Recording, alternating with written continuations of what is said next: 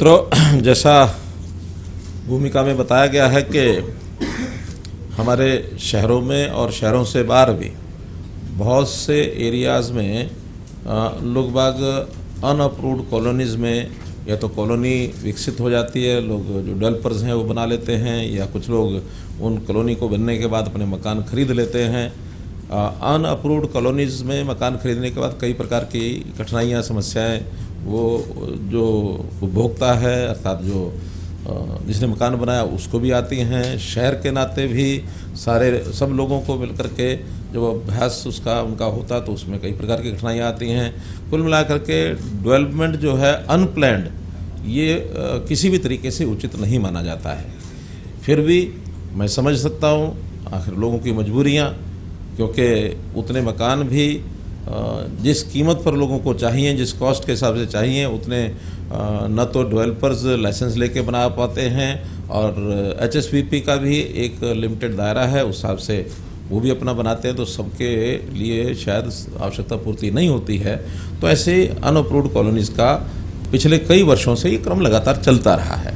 हमने जब शासन में आया तो विचार किया कि इन चीज़ों को कैसे दुरुस्त किया जाए, ठीक किया जाए, तो उस क्रम को आगे बढ़ाया। हमारे डिपार्टमेंट, चाहे अर्बन लोकल बॉडीज़ है, चाहे टाउन कंट्री प्लानिंग है, इवन गांव के आसपास भी कुछ कॉलोनियाँ बनती हैं, तो रूरल डेवलपमेंट को भी कहा है कि रेगुलेटेड कॉलोनीज़ की संख्या बढ़नी चाहिए, और जो पहले बन गई हैं उन पर कुछ ना कुछ जो पहले वाली शर्तें हैं उनमें कुछ छूट दे करके उनको अप्रूव करके, ताकि उनके ऊपर एक तलवार इलीगैलिटी का या एनक्रोचमेंट जो होती है उसका वो तलवार न लटके रहे, उनको सुविधा दी जाए। 2014 से 22 तक 685 कॉलोनी हमने नियमित की थी, और उसके बाद बहुत बड़ी संख्या में लोगों ने अप्लाई भी किया, हमने रजिस्ट्रेशन कराया। उसमें आज फिर इस वर्ष 2023 के अंदर पीछे 131 कॉलोनी का नोटिफिकेशन हुआ भी था, लेकिन उस समय टाउन कंट्री प्लानिंग की ओर से सारा तैयार नहीं था। आज कुल मिलाकर दोनों विभागों की ओर से, अर्बन लोकल बॉडीज़ और टाउन कंट्री प्लानिंग की ओर से मिलाकर वो 131 भी उसमें मिला ली गई हैं, तो 450 नई कॉलोनी को अप्रूवल ये दिया जाता है, जिसका सारा फॉर्मेलिटीज़ जो है वो दोनों विभागों ने पूरी कर ली है। नोटिफिकेशन या तो हो गया होगा या फिर आज हो जाएगा।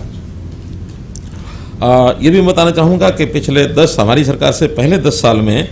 जो अनधिकृत कॉलोनियाँ थी वो 874 अप्रूव हुई थी,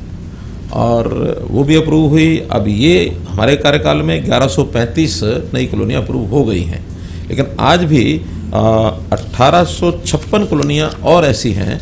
जो या तो अंडर प्रोसेस हैं, जो अप्रूव की जा सकती हैं, कुछ ऐसी हैं जो नॉर्म्स को पूरा नहीं करते हैं, वो अभी करने लायक नहीं हैं। उसमें आगे चल कर के देखेंगे कि किस प्रकार से उसमें से रास्ता निकाला जा सकता है, क्योंकि जो छूट है मुख्य रूप से मार्गों की हमने दी है। अभी कॉलोनी की अप्रोच 6 मीटर की होनी चाहिए, और इंटरनल रोड्स 3 मीटर से छोटी नहीं होनी चाहिए, क्योंकि ऐसा माना जाता है कि 3 मीटर एक आवश्यक ऐसी चौड़ाई है जिसमें वहाँ की कोई भी आकस्मिक सेवाएं भी देने के लिए वो आवश्यक है। मानो आकस्मिक में सबसे ज़्यादा होता है, कहीं आग लगने का भी कई बार ऐसा चांस बनता है, तो कम से कम अग्निशमन जो संयंत्र लेकर के जाने वाली गाड़ी है वो जल्दी से वहाँ पहुँच सके, नुकसान होने से बचाया जा सके। और वैसे भी कोई एक गाड़ी जा रही है, एक आ रही है, दोनों को मिला करके भी कम से कम 3 मीटर का मतलब ये है कि 16 फुट जगह ये आवश्यक है, अगर 2 गाड़ियाँ भी आसपास से पार करनी है तो इस प्रकार से इसको कुछ छूट देते हुए 10 फुट हो गया, 3 मीटर और 10 फुट, तो 10 फुट में तो एक गाड़ी ही निकल सकती है, 2 गाड़ियाँ तो निकल भी नहीं सकती हैं। तो अगर एक गाड़ी निकलेगी तो दूसरी गाड़ी को गली के बाहर ही रोकना पड़ेगा, लेकिन न्यूनतम इसलिए किया है कि क्योंकि लोग बना चुके हैं, इसलिए अगर उनको अप्रूव नहीं करते हैं तो उसमें ये कठिनाई की आ सकती है। तो कुल मिलाकर आज 450 कॉलोनियाँ जो हैं अप्रूव की जाती हैं। हमारे यहाँ जिलानुसार भी जो आंकड़े हैं, ऐसी चाहे वो अप्रूव हुई हैं चाहे नहीं हुई हैं, शुरू से लेकर अब तक जो कॉलोनीज़ हैं उसमें अगर मैं टोटल कॉलोनीज़ की बात करता हूँ तो ये 1340 और 966, ये लगभग 2200 कॉलोनीज 2300 कॉलोनीज ऐसी हैं जिनका अप्रूवल या तो हो गया है या होना है। जो मैंने बताया इसमें बाकी भी बची हैं। जो बड़े ज़िले हैं, जो 150 से भी ज़्यादा कॉलोनियाँ जहाँ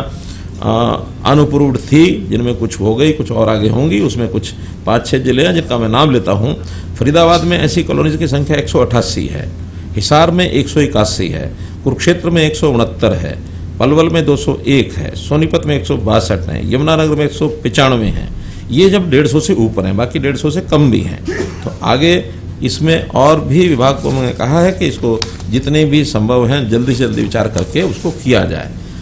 टाउन कंट्री प्लानिंग की जो कॉलोनीज हैं पहली बार अप्रूव कर रहे हैं। इससे पहले केवल अर्बन लोकल बॉडीज़ की ही कॉलोनीज हैं, उनको अप्रूव किया करते थे। लेकिन जो म्यूनसिपल एरिया है और उसके बाद फिर एक जो एरिया रहता है अर्बनाइज्ड एरिया यानी